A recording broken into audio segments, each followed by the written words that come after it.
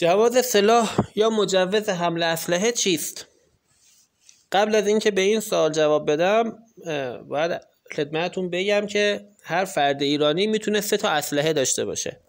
یک اسلحه گوله زن شکاری، یک اسلحه ساچمه زن و یک اسلحه گوله زن خفیف که ورزشی حساب میشه. شما یا هر کس ایرانی میتونه این 3 تا رو به صورت مجزا جواز هر کدوم رو داشته باشه و اسلحه‌شو نگه داره. اینکه بعضیا پرسیدن که چطور میشه سلاح بی جواز جوازدار کرد، اصلا نمیشه، دنبالش نباشید. از انقلاب به این ور من فکر کنم 2 بار عفو رهبری خورده که سلاح‌های بی جواز رو تحویل گرفتن و جواز کردن تحویل دادن، البته نه همشو، اونایی که قابلیت داشته و یا او استانداردهای نظامی که این به اصطلاح براش در نظر گرفته داشته و خیلی هم همینجوری تحویل ندادن. الان هستن کسایی که برای تحویل سلاح دارن و سلاحی بهشون تحویل داده نشده. دنبال این مسائل نباشید و دنبال اسلحه بی جواز نباشید. یک موقعی مثلا اگر اسلحه جوازدار مثلا 50 میلیون تومانه، اسلحه بی جواز مثلا 4 میلیون تومانه، بالاخره آدم وسوسه میشه. ولی با قیمتایی که الان داره ببینید اسلحه بی جواز مثلا 1/3 تا نصف یه اسلحه جواز داره. خب اصلا توجیهی نداره، آدم میره نصف دیگه رو پرداخت کنه جوازدار میگیره که خیلی امن و راحت ازش استفاده کنه. مدایی که برای خریدن اسلحه نیازه چیه؟ ببینید اولیش اینه که خدمت باید یا پایان خدمت داشته باشه اون شخصی که میخواد بخره، یا معافی خدمت باشه، یا اشتغال به تحصیل. برتره به یک نوعی باید اثبات کنه که یا خدمت میره یعنی فراری از خدمت نباشه. خلاصش اینه. دومیش عدم سوء پیشنهاد کیفری بابت ضرب و جرح و ایراد دعوا و این چیزا، از این بابت ها حبس نکشیده باشه. این عدم سوء پیشنهاد کیفری یعنی مثلا بابت مثلا مهریه یا بدهکاری و اینا کسی زندان باشه، اون مهم نیست، بحث کیفری بودن پیشی نشه. و بقیه مدارک هویتی، نه کارت ملی و شناسنامه و اینا. البته نمیدونم تا کی ما قراره هر اداره میخوایم بریم از همه مدارک هویتیمون کپی بگیریم. به هر حال هست دیگه، اینا رو باید داشته باشین. و میریم برای اینکه سلاح بخریم. ببینید سلاح خریدن هم مثل خرید ماشینه. چطوره هر بنگاهی سر میزنید، هر کدوم یه مدلی دارن، قیمت در میارین، چونه میزنید. سلاح هم دقیقاً همین جوریه. یعنی اسلحه فروش های مجاز یا سلاح مال خودشونه یا سلاح امانته. یه قیمتی گذاشتن دیگه، شما چونه میزنید، میرین این قیمته، اون قیمته. بالاخره سر یه اسلحه که خوشتون میاد گشتین پیدا کردین، توافق میکنین، پولو پرداخت میکنین به اسلحه فروش که مجاز. یعنی اونا خودشون کامپیوتر دارن، سیستم دارن، همونجا از اون صاحب سلاح قبلی به شما انتقال میدن و شما پولو پرداخت میکنید. اینگار در سیستم اون اسلحه اونجا میمونه و به نام شماست. شما یه برگه بهتون میده، برمیدارید میرین اسلحه مهمات مرکز استانتون، چون اسلحه مهمات فقط تو مرکز استانه، تو هر شهری نیست. اونجا مراجعه میکنید، اون مدرک رو میدید و بقیه مدارک رو بهشون میدین، از طریق سیستم خودشون میفهمن. و اینکه به شما یک معرفی نامه میدن برای حضور و شرکت در یک جلسه توجیهی بابت امنیت سلاح و 2 تا شلیک هم اهداف پروازی میکنید و با یه سلاح دیگه، نه سلاح خودتون، که بدونن مثلا شما با سلاح بلدید. تایید میکنن، شما اون نامه رو میارین تحویل باجه اسلحه مهمات میدین و اونجا به شما یک جواز موقت میدن با عکستون روش که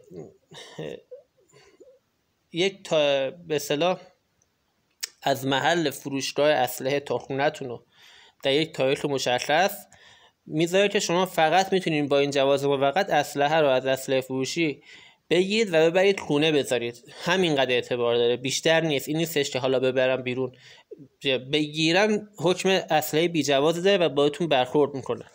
اینه که اون برگه بهتون میدن، شما میبرید اسلحه رو خونتون میذارید. حدوداً 4 ماه بعدش از طریق پست جواز اصلیتون میاد. جواز اصلی هم که با پست اومد دیگه در تمام جغرافیای جمهوری اسلامی میتونین حملش کنین. مثلا با هواپیما میتونین سوار شین، به اشیای ممنوع تحویل میدین وقتی پیاده شدین تحویل میگیرین کاملا قانونی. و اینکه برای اسلحه گلوله زن یک مرحله بیشتر داره، یعنی اونجایی که شما معرفی میشین بار اول اسلحه مهمات، اونجا یه تست هم شخصیت شناسی چیه که یه استادی نشسته ازتون سوال میپرسه که مثلا فکر کنم میفهم مثلا پی ببره که شما آدم عصبی هستید نیستید، مثلا چیه که گلوله زن یک مرحله همینجوری بیشتر داره که یک کم سوال جواب میکنن که چیز مهمی هم نیست. این جواز جفت مثلا فرض سلاح‌ها گرفتید و مجازید. این که در جمهوری اسلامی گفتم میتونید برین، خیلی جاها هم نمیتونید برید. ببین مثلا در مناطق قرق، در مناطق شکار ممنوع، اینا شما حق بردن هیچ گونه سلاحی رو ندارید. حتی شما اگه با این تیرکمون سنگی هم اونجا مثلا گنجش بزنین یا از این ترقیا بزنین، محیط بان بگیره بازداشتتون میکنن. یا با اسلحه جوازدار در منطقه شکار ممنوع برید، خودتون و تفنگتون و ماشینتون همه توقیف میشید، یعنی اقدام به شکار براتون میکنه و خیلی هم دردسر داره، تبعات بعدی داره. اینه که معنی مفهومش اینه که شما میتونین حملش کنین در مناطق شهری، خونه، اینا برای شکار یک بحث جداییه، شما مجوز شکار جداست. یا مثلا تو خیابون نمیتونین تو دوشتون بندازین راه برین، اینم ممنوعه، یعنی ضوابط داره. این که سلاح باید جدا شده باشه، مثلا کوپر گلنگ دادنش فشنگ جدا، یا گلوله زن گلنگ دادن بیرون باشه فشنگش جدا باشه، میتونین در یک کیف حملش کنین. یا مثلا حالا برید چون جواز دارن برید کنار دیوار پادگان که مثلا تصویربرداری یا پارک ممنوعه، با سلاح رژه برید، خب میان میگیرن 4 تا انگ امنیتی هم بهت میبندن، میریم با برف سال دیگه میایم پایین دیگه. این مسائل هست، یعنی اینه که در همه جا هم آزاد نیست. فکر نکنید سلاح چون جواز دارین همه جا میتونین ببرین. و خب همه کارا رو کردین، جواز هم گرفتین، میرسیم به مهمات سلاحتون. مهماتو در سال معمولا 2 بار اعلام میکنن در 2 نیمه سال، که طبیعتا نیمه دومش گرونتر از نیمه اولشه دیگه. اینجا این تیپیه، راسته ایرانه. اینه که برای اسلحه ساچمه زن شما 100 تا سلاح ساچمه میتونین در سال بهتون میدن بخرین، که در سال 1402 دونه 17,000 تومان بود که 100 تاش میشه 1,900,000 تومان. و برای گلوله زن 20 تا بهتون میدن که مال برنو 35,000 تومان بود، شد 700,000 تومان. اینو سهمیه میدن و میخرین. و در مورد سهمیه ورزشی من واقعا خبر ندارم، نمیدونم خفیف هم میدن یا برای سلاح ورزشی هم سهمیه میدن، من خبر ندارم، نمیدونم.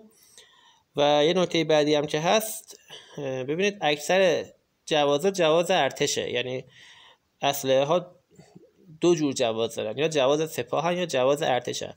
سلاح های حالا ساچمه چون مهماتشون مشترکه خیلی مشکل نیست، برای سلاح های گلوله زن جواز ارتش مثل اسلحه برنو، اینو دیگه ارتش جواز میکنه، فشنگش هم مهماتش هم میده میخوایم. ولی یه تفنگی مثل M1 یا 10 تیر انگلیسی که لینفیلد این یا 5 تیر روسی، اینا رو من جواز ارتش ندیدم، اینا اکثرا جوازای سپاهه، حالا خیلیاش عشایریه. و اینکه نقل و انتقالش هم اینجوری نیستش که طرف مثلا عشایر سلاحش عشایریه، من و شمایی که مثلا عشایری نیستیم نمیتونیم اون سلاحو بخریم.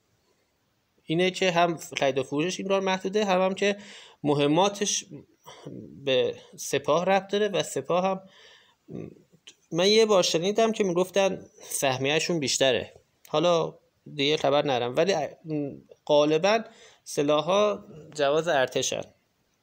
و اینکه حالا شما مجوز سلاح گرفتین، مهمات هم گرفتین، میخوایم برین شکار. مجوز شکار چیه؟ منابع محیط زیست هر چند سال یه بار اعلام مثلا سهمیه میکنه که میتونید با پرداخت پول مثلا چند قطعه کبک، چند قطعه قرقاول نمیدونم در هر منطقه اعلام میکنه. شما میتونید بر اساس هر قطعه پول به حساب دولت بریزید و در یک تایم مشخص در یک منطقه مشخص به شکار برین. حالا اگر بزنین که زدین، نزدین دیگه پولتون سوخت رفته.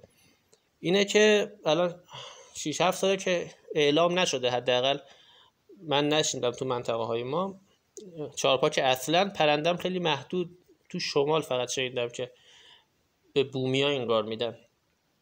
اینه که اگر اعلام بشه چه گوله چه پرنده به حساب دولت پول واریز میکنه، حالا مثلا یه رسم مثلا قوچ یا هرچی، یه زمان مشخص میریم به شکار و شکار میکنیم. پس نتیجه میگیریم که مجوز شکار یک بحث جدایی است و مجوز حمل سلاح یک بحث جدایی است. کلیت رو گفتم و این نکته طلایی هم در آخر میگم که تا مجبور نشدین مجوز شکار نگیرین. حالا در کلیپ‌های آینده خواهم گفت که چه مزیت داره و چه عیبی داره. ممنون از توجهتون.